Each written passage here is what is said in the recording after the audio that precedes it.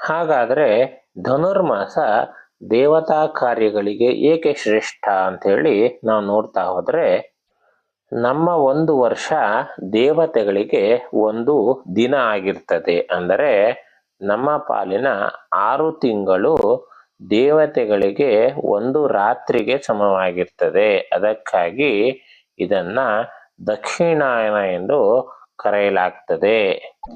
ಹಾಗೆ ಉಳಿದ 6 ತಿಂಗಳು ಹಗಲಿನ ಸಮಯವಾಗಿರ್ತದೆ. ಅದಕ್ಕೆ ಉತ್ತರಾಯಣ ಎಂದು ಹೇಳಿ ಕರೆಯಲಾಗ್ತದೆ.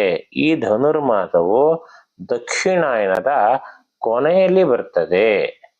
ಅಂದರೆ ಇದು ದೇವತೆಗಳ ಪಾಲಿಗೆ ಬೆಳಗ್ಗಿನ ಬ್ರಾಹ್ಮಿ ಮುಹೂರ್ತದ ಸಮಯವಾಗಿರ್ತದೆ.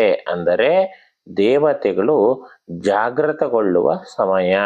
ದೇವತೆಗಳಿಗೆ ಬ್ರಾಹ್ಮಿ ಮುಹೂರ್ತವಾದಂತಹ ಶ್ರೇಷ್ಠವಾದಂತಹ ಧನುರ್ಮಾಸದಲ್ಲಿ ಭಗವಂತನ ಆರಾಧನೆ ಎನ್ನುವಂಥದ್ದನ್ನ ನಾವುಗಳು ಕೈಗೊಂಡರೆ ಅಕ್ಷಯ ಫಲ ಎನ್ನುವಂಥದ್ದು ನಮಗೆ ಪ್ರಾಪ್ತವಾಗ್ತದಂತೆ.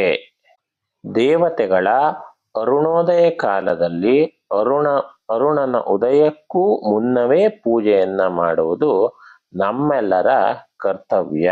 ಈ ಧನುರ್ಮಾಸದಲ್ಲಿ ಒಂದು ದಿನದ ಪೂಜೆ ಮಾಡಿದರೂ ಕೂಡ ಸಾವಿರಾರು ದಿನಗಳ ಕಾಲ ಪೂಜೆಯನ್ನ ಮಾಡಿದಂತಹ ಪುಣ್ಯ ಎನ್ನುವಂಥದ್ದು ನಮಗೆ ಲಭಿಸ್ತದಂತೆ.